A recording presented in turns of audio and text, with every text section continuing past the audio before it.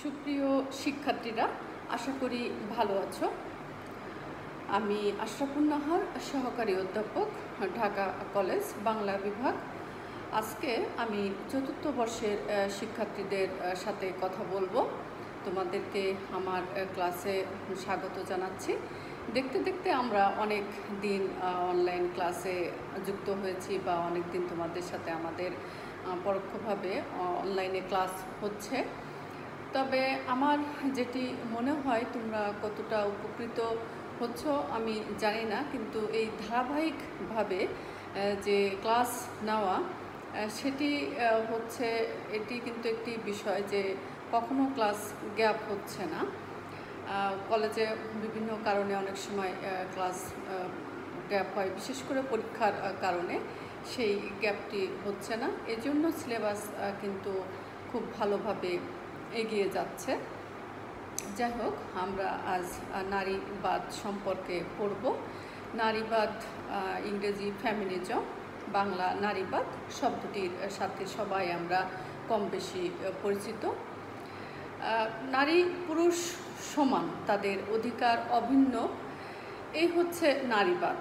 নারী আসলে আলাদাভাবে কিছুই চায় না, যে সে তার যতটুকু অধিকার সেই অধিকারটুকু চায় এবং সেজন্য কোনো কিছু থেকে ডিপ্রাইভ না হয় বা বঞ্চিত না হয়, এবং তার সাথে কোনোরূপ যেন অন্যায় আচরণ না করা হয়, এই জিনিসটি আসলে চাই। এই নারী পুরুষ সমান, তাদের অধিকার অভিন্ন, এই যে এটি হচ্ছে আসলে নারীবাদ। এটি কিন্তু দিবালোকের মতো স্বচ্ছ বা সত্য বলে মনে হয় আমাদের কাছে, যে নারী পুরুষ সমান, তাদের অধিকার অভিন্ন হওয়া উচিত সব জায়গাতেই। এটি দিবালোকের মতো সত্য, কিন্তু পিতৃতন্ত্রের দীর্ঘ ইতিহাসে মানা হয়নি এই সরল সত্যটুকু। নারীবাদীরা মনে করেন মৌল যোগ্যতায় কোনো পার্থক্য নেই নর নারীতে, মানে মূল যে যোগ্যতা সেখানে নর নারীতে কোনো পার্থক্য নাই। নারীবাদীরা মনে করেন যে নারী পুরুষ মূল হচ্ছে স্ত্রী বা লিঙ্গ নয়, মূলত তারা মানুষ। লিঙ্গান্তর তো পরে হয়েছে, আগে কিন্তু মূল পরিচয় কিন্তু মানুষ। মানুষের প্রকৃতি ও যোগ্যতা লিঙ্গ নিরপেক্ষ। এটি কিন্তু সত্যি যে মানুষের যে প্রকৃতি বা যোগ্যতা এটি কিন্তু লিঙ্গ নিরপেক্ষ হওয়া উচিত। মানুষ সবার আগে মানুষ, এটি হওয়া উচিত। কিন্তু পিতৃতন্ত্র এটা মানেননি। নারীবাদীদের বিদ্রোহ নারী পুরুষের অসম ধারণা ও অসম অধিকারের বিরুদ্ধে, অসম ধারণা এবং অসম অধিকারের বিরুদ্ধে। তারা মনে করেন প্রথাগতভাবে নারী পুরুষকে যে মনে করা হয় অসম, বা নারীদেরকে রেখে দেওয়া হয় নিকৃষ্ট অবস্থানে, সেই অবস্থানটি আসলে যে ভাবে নিকৃষ্ট অবস্থানে রেখে দেওয়া হয় সেটি আসলে অন্যায়। সেটি বলা হয়েছে। ফেমিনিজমের বাংলা হচ্ছে নারীবাদ। ফরাসি শব্দটি ফরাসি শব্দ থেকে এসেছে। এই ফেমে এর অর্থ নারী, সেখান থেকেই মূলত ফেমিনিজম যে শব্দটি সেটি এসেছে। 19 শতকের প্রথম দিকে ফরাসি সমাজতন্ত্রী চার্লস ফুরিয়ের এক কল্পিত নতুন নারীকে বোঝানোর জন্য, কল্পিত নতুন নারীকে বোঝানোর জন্য প্রথম শব্দটি ব্যবহার করেন। কল্পিত নতুন নারীকে, মানে তার দেখা কোনো নারী না, বা সে কল্পনায় মনে করেন যে যেমন নারী হওয়া উচিত, ঠিক সেরকম একজন নারীর কথা এখানে বলা হচ্ছে সমাজতন্ত্রবিদ চার্লস ফুরিয়ের। এটি এখানে প্রতিদ্বন্দ্বিতা বা লাভের কোনো বিষয় নয়। এখানে যে বিষয়টি পারস্পরিক সম্প্রীতি নির্ভর সমাজের দ্বারা এই নারী গঠিত হবে, এর ফলে পরিবর্তন হবে কোথায় পরিবর্তন হবে? সমাজে পরিবর্তন হবে, পরিবারে পরিবর্তন হবে এবং আমরা সবাই কি থাকবো? ভালো থাকবো, এমনটি কিন্তু ভেবেছিলেন। পারস্পরিক সম্প্রীতির বিষয়ে যেটি, সেটি কিন্তু ভেবেছিলেন, কোনো প্রতিদ্বন্দ্বিতার আসলে বিষয় না। আমারও যেটি মনে হয় সেটি আসলে কোনো প্রতিদ্বন্দ্বিতার বিষয় আসলে এখানে নেই। যে অধিকার, এই আমরা আগে পড়েছি যে উত্তর আধুনিকবাদে যে কথাটি আমরা পড়েছিলাম, যে আধিপত্যের বিরুদ্ধে হচ্ছে তাদের বিদ্রোহ। এখানেও কিন্তু বিষয়টিতে তাই, যে আধিপত্যের বিরুদ্ধে বিদ্রোহ। আমি বঞ্চিত, সেই জায়গায় হলো আমার দুঃখ। আমি শোষিত, আমি নির্যাতিত, সেই জায়গায় আমার দুঃখ, আমার কষ্ট। আমার কষ্টকে কেউ অনুভব করুক, আমার প্রতি ইমপ্যাথি দেখাক, এটি কিন্তু আসলে বিষয়, কিন্তু সেটি কিন্তু আসলে কখনোই হয় না। এই সম্প্রীতির যে বিষয়টি, চার্লস ফুরিয়ারের, এই জিনিসটি আমার ব্যক্তিগতভাবে খুব ভালো লেগেছে। পরবর্তীকালে 19 শতকের 80 দশকে হবার্টিন অকল্যান্ড ফ্রেঞ্চ উইমেন্স সারফেস সোসাইটির প্রতিষ্ঠাতা, এই যে নারী আন্দোলন বা নারীর অধিকার বোঝাতে এই শব্দটি ব্যবহার করেন এবং এই মতবাদটি মানে সব জায়গায় চালু হতে থাকে। এটি একটি বিষয়। এই সরল অর্থ সব জায়গায় কিন্তু আমরা দেখেছি যে সরল অর্থটা আসলে কি বোঝায়। সরল অর্থে মোটা দাগে নারীবাদ হচ্ছে নারীর অধিকার আদায়ের সংগ্রাম, মানুষ হিসাবে নারীর সম্মানজনক ও ন্যায়সঙ্গত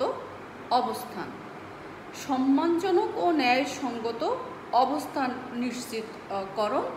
আর নারীবাদী বলতে ওইসব নারী পুরুষকে বোঝায় যারা যুক্তিসঙ্গতভাবে নারীর অধিকার নিয়ে শুধু কিন্তু নারীরাই কথা বলছে না, অনেক সচেতন পুরুষ তারাও কিন্তু কথা বলছে যে নারীবাদী বলতে আসলে কাদেরকে বোঝানো হচ্ছে? ওইসব নারী পুরুষকে বোঝানো হচ্ছে যারা যুক্তিসঙ্গতভাবে নারীর পক্ষ অবলম্বন করে এবং নারী মুক্তি সমাজ ও মানব সভ্যতার জন্য অপরিহার্য। এটি আমরাও বুঝি যে নারী মুক্তি কিসের জন্য অপরিহার্য? সমাজ ও মানব সভ্যতার জন্য অপরিহার্য। এটি একটা বিষয়। এই কারণেই কিন্তু আমরা দেখব যে সমাজকে বাদ দিয়ে যেমন আমরা উন্নত জাতি হতে পারি না। আগে পরিবার, তারপরে সমাজ। পরিবারের কেন্দ্রে আসলে কে থাকে, মানে পরিবার যে চালনা করে সে একজন কিন্তু নারীর মাধ্যমে। সেই জন্য এই বিষয়টি যে নারী মুক্তি সমাজ ও মানব সভ্যতার জন্য অপরিহার্য এবং নারী মুক্তি ছাড়া কিন্তু মানব সভ্যতার অগ্রগতিও সম্ভব নয়। 20 শতকের দ্বিতীয়ার্ধের শুরুতেই নারীবাদ ফ্যাশন বা নারীত্বের নির্দেশের ক্ষুদ্র গণ্ডিকে ছাড়িয়ে একটি বুদ্ধিবৃত্তি আকার পায়। এই 20 শতকের মানে দ্বিতীয়ার্ধের শুরুতেই কি হয় যে এটি একটি ফ্যাশন বা একটা ক্ষুদ্র যে নারীত্বের একটা ক্ষুদ্র গণ্ডি, সেই গণ্ডিকে বাদ দিয়ে এটি একটি বুদ্ধিবৃত্তিক আন্দোলনে পরিণত হয়। এই শতকের শেষের দিকে নারীবাদ প্রপঞ্চটি বেশ জনপ্রিয়তা লাভ করে। 20 শতকে সেটি মনে রাখতে হবে যে 20 শতকের দ্বিতীয়ার্ধে এটি কোনো ফ্যাশন না বা এটি নারীত্বের কোনো ক্ষুদ্র গণ্ডি না, এটি একটি বুদ্ধিবৃত্তি আকার ধারণ করে। এটি একটি বিষয় এবং এই প্রপঞ্চটিও জনপ্রিয়তা লাভ করে। রাজনৈতিক, সামাজিক, সাংস্কৃতিক ইতিহাসে যুক্ত হয় এই বিষয়টি। নারীবাদ শব্দটি বৈশ্বিক আন্দোলন হিসাবে 1880 সালে ফ্রান্সে, 1890 সালে যুক্তরাজ্যে এবং 1910 সালে যুক্তরাষ্ট্রে এই প্রচলন হয়। এই যে নারী অবরোধ ও বন্দিত্বের ইতিহাসটি দীর্ঘকালের। আমার মনে হয় আমি মাঝে মাঝে আসলে খুব কনফিউজ হয়ে যাই। যেমন রাহুল সংস্কৃতায়নের এই ভলগা থেকে গঙ্গা যে বইটি পড়েছিলাম, সেখানে কিন্তু আমরা দেখেছিলাম যে একসময় নারী কিন্তু গোত্র প্রধান থাকতেন এবং তার আন্ডারে সমস্ত কিছু পরিচালিত হতো। এটি তখন পড়েছিলাম। তারপরে আবার অনেক সময় যে অন্যান্য যে বই পড়ি, সেখানে কখনো দেখি যে অনেক পরিবারে যে নারী হচ্ছে কর্তৃত্ব করছে, আবার অনেক সময় দেখি নারী খুব বেশি নিষ্পেষিত হচ্ছে। এটি আসলে কখনো কখনো যে নারীও বেশি হিংস্র হয় না সেটি কিন্তু না, কিন্তু সেটি তুলনামূলকভাবে মানে এখন পর্যন্ত এই সমাজ ব্যবস্থায় আমরা যে সমাজ ব্যবস্থায় দাঁড়িয়ে আছি সেই সমাজ ব্যবস্থার কথা আমি বলছি, সেটি কিন্তু নারীর সংখ্যায় বেশি নিষ্পেষিত বা নির্যাতিত হচ্ছে, সেটি নারীর সংখ্যায় বেশি এবং পুরুষের সংখ্যা খুবই কম। কোনো জিনিসেরই আসলে আধিপত্য ভালো না, শুধু সহানুভূতি না, সমানুভূতি যে বিষয়টি সেটি থাকা উচিত। এই বন্দিত্বের যে ইতিহাস সেটি নিয়েও কিন্তু গবেষকদের ভিতরে মতান্তর আছে। একদল গবেষক বলেন নারী পুরুষের ব্যবধানটি আদিতে ছিল না। এই বৈষম্য প্রকৃতি প্রদত্ত নয়, মানুষের সৃষ্টি এবং সর্বাংশে আরোপিত। তাদের মতে নারী আদিতে ছিল সমস্ত ক্ষমতার কেন্দ্রে, যেটা আমরা রাহুল সংস্কৃতায়নের বইয়ে পড়েছিলাম। পৃথিবীতে আস্তে আস্তে চাষাবাদ শুরু হওয়ার পর এবং প্রযুক্তির ব্যবহার বৃদ্ধির সাথে সাথে পুরুষ নারীর চেয়ে বেশি সক্রিয় হয়ে ওঠে এবং সঙ্গত কারণে দেহের পরিবর্তন আসে। এই দেহের পরিবর্তনের বিষয়টা আমি একটু কনফিউজ, যে দেহের কিভাবে পরিবর্তন আসলো এবং এক পর্যায়ে ক্ষমতার কেন্দ্রে চলে আসে পুরুষ। চাষাবাদ শুরু হওয়ার পরে কি হয়, পুরুষরা বেশি সক্রিয় হয় এবং তারা চাষাবাদে বেশি সক্রিয় যেহেতু হয় সেহেতু কাজকর্ম বেশি করে, এই জন্য যে নারীর দেহের পরিবর্তনের কথা বলে এবং এর ফলে কি হয়, ক্ষমতার কেন্দ্রে চলে আসে পুরুষ। এটি একদল গবেষকদের মত। নারী তার শরীরকে কাজে না লাগিয়ে সহযোগী সত্তায় পরিণত হয়। আরেক দল মনে করেন, মানে আরেক দল গবেষক তারা মনে করেন নারী প্রথম থেকেই দাসী ছিল। দাস প্রথা শুরু হওয়ার আগে আমরা জানি যে সামন্ত প্রথার আগে ছিল দাস প্রথা, যে দাস মালিকদের যে সমাজ ব্যবস্থা সেখানে ওরকম ছিল। নারী বরাবরই দাসী ছিল, ভোগ্য বস্তু ছিল, বিনিময় পণ্য ছিল, আবার মূল্যবান সামগ্রীর কথা বলা হচ্ছে। নারীকে নিয়ে কিন্তু অনেক যুদ্ধ হয়েছে। যেহেতু নারীকে নিয়ে অনেক যুদ্ধ হয়েছে, সে যে কারণেই হোক, সেই অর্থে বলা হচ্ছে যে মূল্যবান সামগ্রী পুরুষের সম্পত্তি। এখনও সকল গোলার্ধে নারী নির্যাতনের শিকার, অন্যের গোলগ্রহ সমাজ ও রাষ্ট্রে তার কণ্ঠ ক্ষীণ। সমাজ ও রাষ্ট্রে তার কণ্ঠ শুধু ক্ষীণ তা কিন্তু নয়, অনেক পরিবারে বলতে বাংলাদেশের আমার মনে হয় শতকরা 90% পরিবারেই কি হয়, নারীর মতামত, নারীর কণ্ঠ খুবই ক্ষীণ। আচ্ছা, আমরা এ নিয়ে আরও আলোচনা করব। নারী অধিকার বিশেষ কয়েকটি ক্ষেত্র ছাড়া কাগজে আইন, বিশেষ কয়েকটি ক্ষেত্র ছাড়া কাগজে আইন। 500-600 বছর বা 1000 বছর তাদের ইতিহাস নারী স্বাধীন ছিল না, নারী ছিল পুরুষের অধীন। এই 500-600 বছর আগে বা 1000 বছর আগের কথা যেটা বলা হচ্ছে, সেই সময় নারী আসলে কি ছিল না, স্বাধীন ছিল না, নারী ছিল পুরুষের অধীন। পুরুষতান্ত্রিকতা বিপুল বেগে প্রসারিত হতে থাকে সমাজে, রাষ্ট্রে, সর্বত্রে। পুরুষতান্ত্রিকতা সব জায়গায় কি হয়, বিপুল বেগে প্রসারিত হয়, সেটা হচ্ছে সব জায়গায়, সমাজে, রাষ্ট্রে, সব জায়গায়।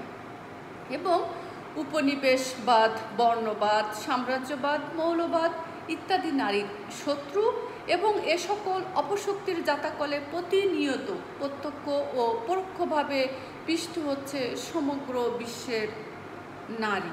নারীদের কোনো একক সংজ্ঞা দেওয়া নারীবাদের, আসলে এই নারীবাদের কোনো একক সংজ্ঞা দেওয়া আজকের দুনিয়ায় আসলে সম্ভব নয়। আমার মনে হয় কোনো কালেই সম্ভব ছিল না। আমরা যেসব অধিকার নিয়ে আমরা আসলে এই নারীবাদ শুরু হয়েছিল, সেই অধিকারের অনেক কিছুই কিন্তু আমরা পেয়েছি, তারপরেও কিন্তু আমরা স্বাধীন না। কারণ আমাদের যে স্বাধীনতা তখনই আসবে যখন এই উত্তরাধুনিকবাদের একটি কথা ছিল যে আমাদের চিন্তার স্তরের পরিবর্তন যখন হবে তখন শুধু আমরা আমাদের ন্যায্য অধিকার পাব। তা না হলে নারী কখনো না কখনো কি হবে, শোষিত হবে। নারীবাদকে বলা হয় জ্ঞান, চিন্তা ও মতবাদের একটি সমষ্টি। জ্ঞান, চিন্তা ও মতবাদের একটি সমষ্টি বলা হচ্ছে, যার নির্মাতা আবার কারা? মানব প্রেমিক, সংবেদনশীল ও দূরদর্শী নারী বান্ধব কিছু মানুষ। এই কিছু মানুষ সমাজে কিন্তু আছে, সেই জন্যই সমাজটি এখনো টিকে আছে। আমরা যেসব আন্দোলনের কথা এখানে দেখব, এই প্রেক্ষাপটেই আমি একটু কথা বলবো। এখানে আসলে অনেক কেস স্টাডি আছে, সেটি একটি বিষয়। সব কেস স্টাডি ক্লাসে হলে একটি সুবিধা হতো, অনলাইনের ক্লাস সবাই দেখে, সবসময় সব কেস স্টাডি বলা সম্ভব হয় না। তবে মনে রাখতে হবে এই মতবাদটি অন্য সকল মতবাদের মতো কোনো একক তাত্ত্বিক কাঠামো থেকে তত্ত্বগত ও ধারণাগত ভিত্তি নিয়ে প্রতিষ্ঠা লাভ করেনি।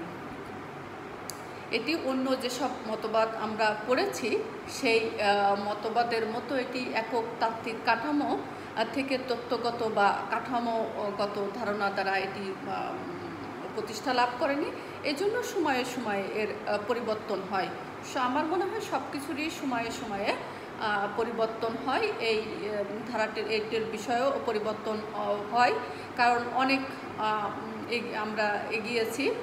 আমরা দেখব যে নারীর যে প্রথম যে সংজ্ঞাটি ফেমিনিজম বা নারীবাদের সংজ্ঞা দিতে গিয়ে এনসাইক্লোপিডিয়া ব্রিটানিকা যে বলেছেন, নারী আন্দোলনকে বলা হয় নারী আন্দোলন যে সামাজিক আন্দোলনে নারী সমান অধিকার পাবে, নারীর কাজকর্মে ও সঙ্গী নির্বাচনে সমান অধিকার থাকবে।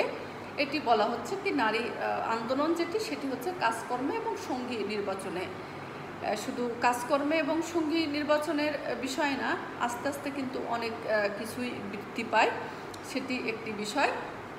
নারীবাদ নারী সত্তার বোধ ও স্বরূপ উন্মোচনে নারীর অস্তিত্ব নিরূপণে যেমন চেষ্টা করে, কি করে নারীবাদ নারী সত্তার বোধ ও স্বরূপ উন্মোচনে, নারী সত্তার একটা বোধ আছে, এর স্বরূপ উন্মোচনে নারীর অস্তিত্ব নিরূপণে যেমন চেষ্টা করে, তেমনি সহিংসতার পরিপ্রেক্ষিতে নারীর জন্য উদ্বেগ ও ন্যায়সঙ্গত আচরণ। প্রত্যেকের একটা নিজস্ব সত্তা আছে, স্বরূপ আছে, সেই স্বরূপ নির্ণয়ের যেমন চেষ্টা করে, তেমনি বিভিন্ন যে সহিংসতা হচ্ছে সেই সহিংসতার জন্য উদ্বেগ প্রকাশ করে এবং এই সহিংসতা না হয়ে কিভাবে ন্যায়সঙ্গত আচরণ প্রতিষ্ঠা করা যায় সেই জন্য কিন্তু নারীবাদ এই সংগ্রাম করে যাচ্ছে বা করছে। নারীবাদ নারীর মর্যাদা প্রতিষ্ঠার জন্য জোর দেয় শিক্ষার উপর, ধর্মের অপব্যাখ্যা রোধের উপর।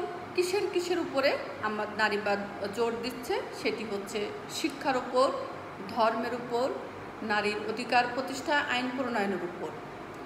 এই বিষয়গুলোর উপরে জোর দিচ্ছে। এখন কিন্তু আমরা দেখছি যে সবাই শিক্ষা লাভ করছে, তারপরে ধর্মের অপব্যাখ্যাও কমে গেছে, কিন্তু তারপরেও কিন্তু বৈষম্য সেটি কিন্তু শেষ হয়নি। যেমন এখানে একটি গুরুত্বপূর্ণ বিষয় আমরা দেখব, নারীবাদের অন্যতম লক্ষ্য যৌনতার ঘেরাটোপ থেকে নারীকে মুক্ত করা। একটি কিন্তু বিষয় যে যৌনতার ঘেরাটোপ থেকে নারীকে মুক্ত করা। এই যে ফিজিক্যালি অ্যাবিউজ যেটা, সেটি কিন্তু আসলে খুবই মর্মান্তিক। এটি কিন্তু হচ্ছে কোনো শিশু পর্যন্ত রেহাই পাচ্ছে না। এটার জন্যই কিন্তু একটা বড় ধরনের সামাজিক যে আন্দোলন, সেটি কিন্তু আসলে প্রয়োজন, এবং মস্তিষ্কের বা ওই যে চিন্তার যে বিকাশ ঘটানো, সেটি কিন্তু প্রয়োজন। আইনের একটা বিষয় আছে, যেমন উন্নত বিশ্বে যেটি হয়েছে, আমরা পাশ্চাত্য দেশ যাদেরকে বলি, যারা আমাদেরকে তৃতীয় বিশ্ব বানিয়েছে, তারা এখন পাশ্চাত্য দেশ যেটা আমরা যাদেরকে বলি বা জানি, সেখানে কিন্তু আইনের খুব কড়াকড়ির কারণে এই জিনিসটা অনেকটাই মানে প্রতিহত করা গিয়েছে। এটি একটি বিষয়, কিন্তু আমাদের মতো যে সমস্ত দেশ, সেখানে কিন্তু এখনও এই জিনিসটা মানে আইন আছে, শাস্তিও হচ্ছে, কিন্তু তারপরেও মানুষ মনে হয় এই শাস্তিরও ভয় পায় না, এরকম একটি বিষয় হয়েছে। এজন্য এই চিন্তার স্তরের যে পরিবর্তন আনা, এটি করতে হবে। এজন্য নারী পুরুষ নির্বিশেষে সবাইকে এগিয়ে আসতে হবে। নারীবাদের আরও যে বিষয় আছে, যে সামাজিক, রাজনৈতিক, লৈঙ্গিক, বৌদ্ধিক, অর্থনৈতিক চিন্তার ক্ষেত্রে নারীকে স্থাপন করা, রাজনৈতিক ক্ষেত্রে, সামাজিক ক্ষেত্রে, তারপরে বৌদ্ধিক ক্ষেত্রে, সব জায়গায়, এসব জায়গায় অনেক ক্ষেত্রে হয়েছে। আমেরিকার মতো দেশে আজও প্রাইম মিনিস্টার নারী হয়নি, মানে প্রেসিডেন্ট, কিন্তু আমাদের দেশে ক্ষমতার কেন্দ্রে যেতে পেরেছে, এটি কয়েকবার, এটি অনেক বড় ব্যাপার। এটি আমরা অনেক গুরুত্বের সাথে বিচার করব বা দেখব যে আমাদের এটা একটা উদারতা, অনেক ভালো দৃষ্টান্ত। কিন্তু তারপরেও আমরা আরও যে বিষয় দেখতে পারি, নারীর যে দৃষ্টিকোণ থেকে কোনো জিনিস বিচার করা, নারীর দৃষ্টিকোণ থেকে কোনো জিনিসকে বিচার করা, সিদ্ধান্ত গ্রহণের আগে সব সিদ্ধান্ত নেওয়ার কথা বলা হচ্ছে না, যে কোনো সিদ্ধান্ত নেওয়ার আগে যে সেটি নারীর জীবনে কি প্রভাব ফেলবে, সেই জিনিসটি অন্তত ভেবে দেখা, বিচার করার, যে নারীর জন্য কোনো সিদ্ধান্ত নেওয়ার আগে ওই সিদ্ধান্তটি তার উপরে কোনো বিরূপ প্রভাব পড়বে কিনা, তার মানসিকতার কোনো ক্ষতি হবে কিনা, এই জিনিসগুলো অন্তত জানা উচিত। এটি আমি আমার ব্যক্তিগত অভিমত এটি, যে কোনো সময় যেন এটা না হয় যে বৈষম্যর শিকার না হয়, ডিসক্রিমিনেশন যাতে না হয়। আমরা নারীবাদের আরও কিছু সংজ্ঞা দেখব।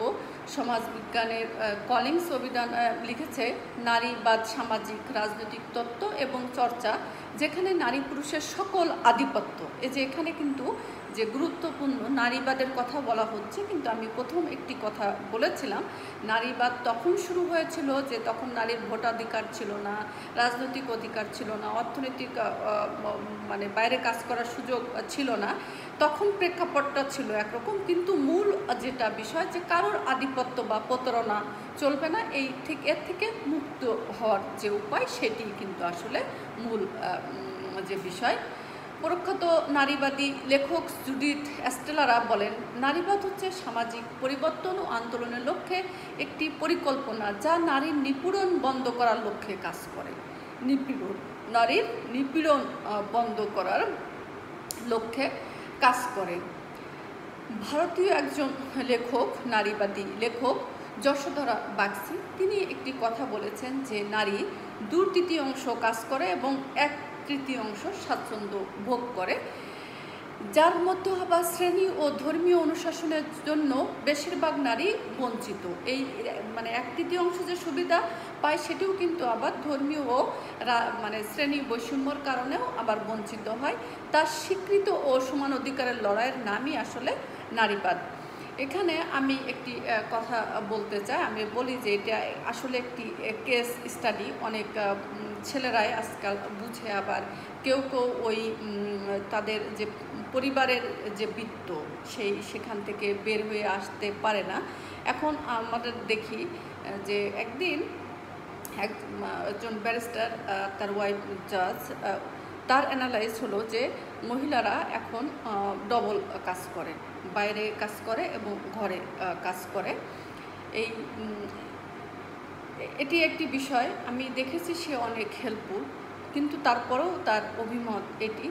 আবার অনেক সময় দেখি যে আজকাল বাজার থেকে শুরু করে বাইরের কাজ থেকে শুরু করে সংসার সব কিছুই কিন্তু কারোর মানে উপরে বেশি লোড হয়ে যাচ্ছে, কিন্তু সেটি তার যে পুরুষ সহকর্মী বা তার যে সে যাদের সাথে আছে সবসময় কিন্তু সেটা ওইভাবে বুঝছে না।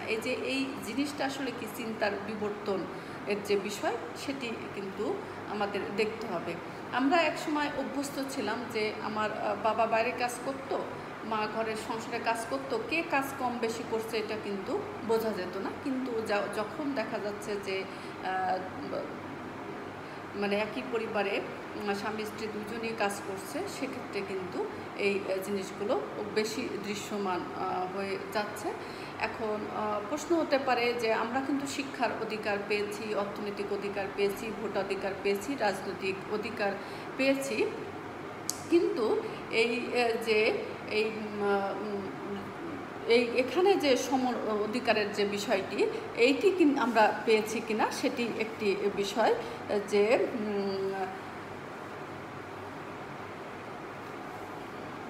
বৈবাহিক জীবনের সমান অধিকারটি এখন পর্যন্ত প্রতিষ্ঠা করা হয়েছে কিনা সেটি একটি বিষয়, যে বৈবাহিক জীবনের সমান অধিকারটা এখনও প্রতিষ্ঠা হয়নি, এরকম একটি বিষয় আমরা এখনও দেখতে পাই। এই যে পুরুষরা যে মহিলাদেরকে সাহায্য করছে বা কোনো ক্ষেত্রে তারা এই আন্দোলনকে সহানুভূতি জানাচ্ছে, সেটি একটি বিষয়। এই যে যারা সহানুভূতি জানাচ্ছে তাদেরকে আমরা কি ফেমিনিস্ট বলছি, এটি একটি বিষয়। এখানে আরেকজন বেল হুকস না প্রমুখের মতে এই যে পুরুষের মুক্তির বিষয়টি গুরুত্ব পাওয়া উচিত ছিল এখানে, সেই বিষয়গুলো বলা হচ্ছে যে এই সমান অধিকার যে বিষয়টি, সেটি আসলে ওই একই কথা আমি বলবো যে নজরুলের ভাষায় যেখানেই আমরা কি দেখব যে অন্যায় অত্যাচার দেখব, সেখানেই বিদ্রোহ করব, সেটা যে ক্ষেত্রেই হোক শুধু নারীবাদ শুধু নারীর জন্য নয়, এই জিনিসটাও আমাদেরকে একটু মাথায় রাখতে হবে। আচ্ছা, এই যে বেলা হুক যেটা বলেন, নারীবাদ হলো লিঙ্গ নির্যাতনের অবসান ঘটানোর আন্দোলন, লিঙ্গ নির্যাতনের অবসান ঘটানোর আন্দোলন।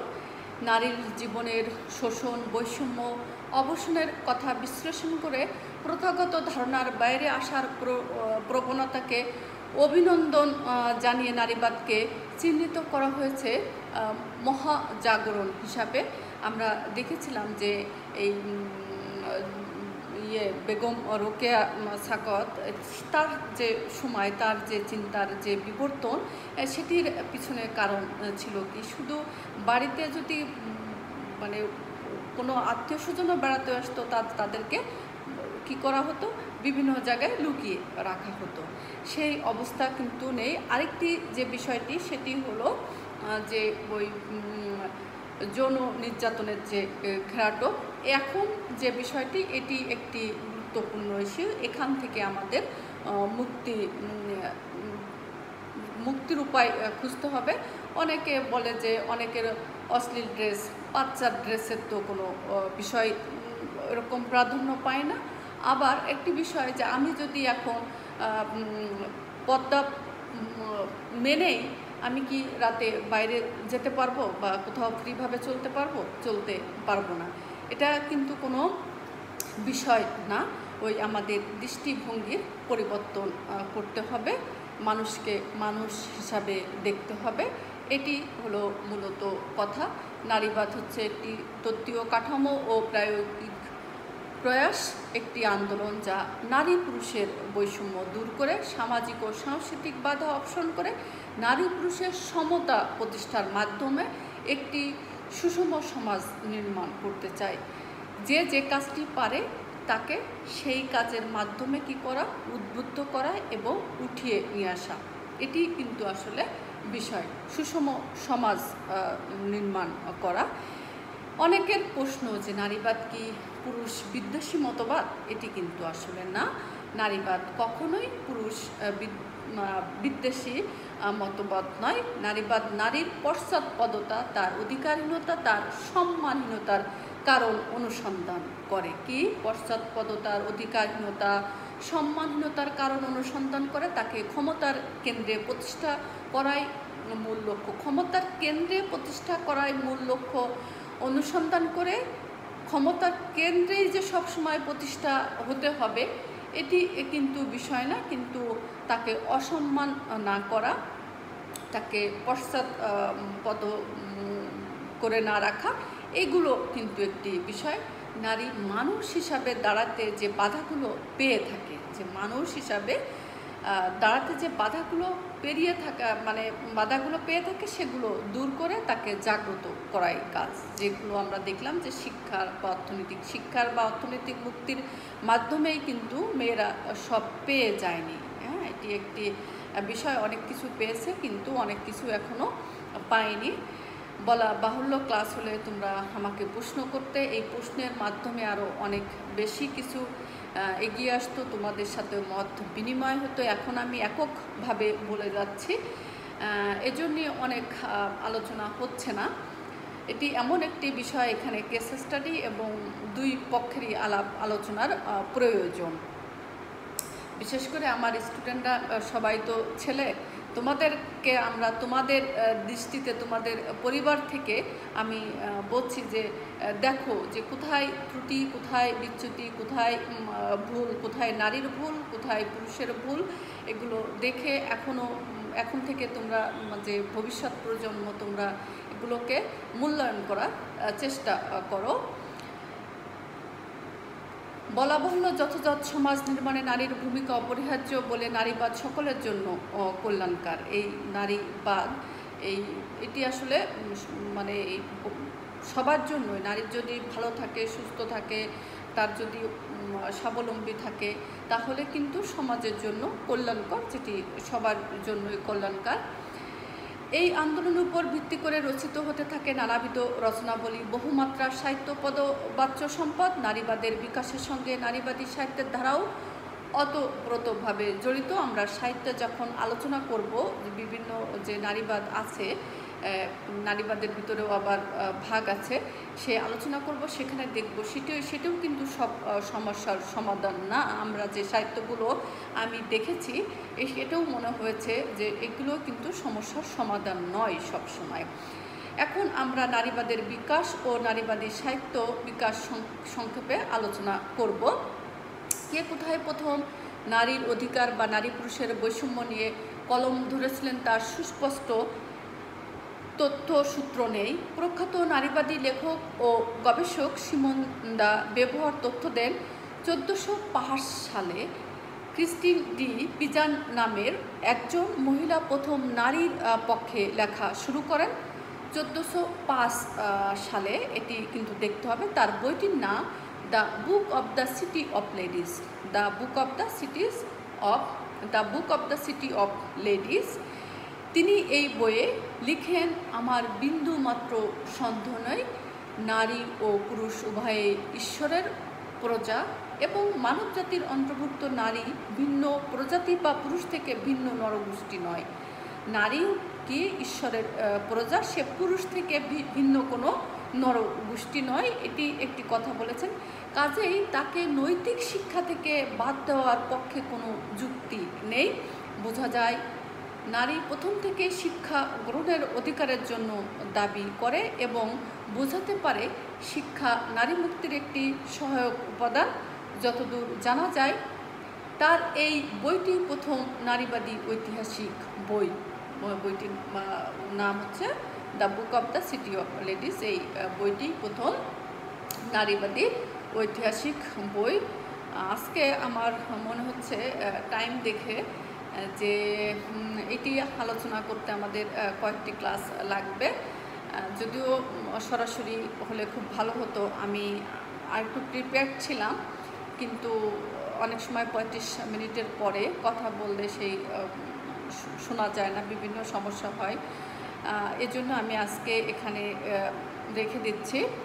এই আমরা যে পড়লাম যে নারীর পক্ষে প্রথম যে মহিলা লেখেন ক্রিস্টিন ডি পিজান 1405 সালে the book of the city of ladies, এই বইটি আমরা দেখলাম এবং তার যে যুক্তি সেটিও কিন্তু আমরা দেখলাম। তা আমরা আশা করব যে নারী পুরুষ উভয়েই আমি আমার এই কথার মাধ্যমে যতদূর পর্যন্ত মেসেজ দিতে পারছি যে নারী পুরুষ সবাই একে অপরের পরিপূরক হয়ে বাঁচা, এটি হলো মূল কথা। বেশি অধিকার না, ওই যে প্রথম যে কথাটি ছিল চার্লস ফুরিয়ারের যে বিষয়টি ছিল, এখানে লাভের বা প্রতিদ্বন্দ্বিতার বিষয় না, বিষয়টি হলো সম্প্রীতির। থ্যাংক ইউ সো মাচ, ভালো থেকো সবাই, আল্লাহ হাফেজ।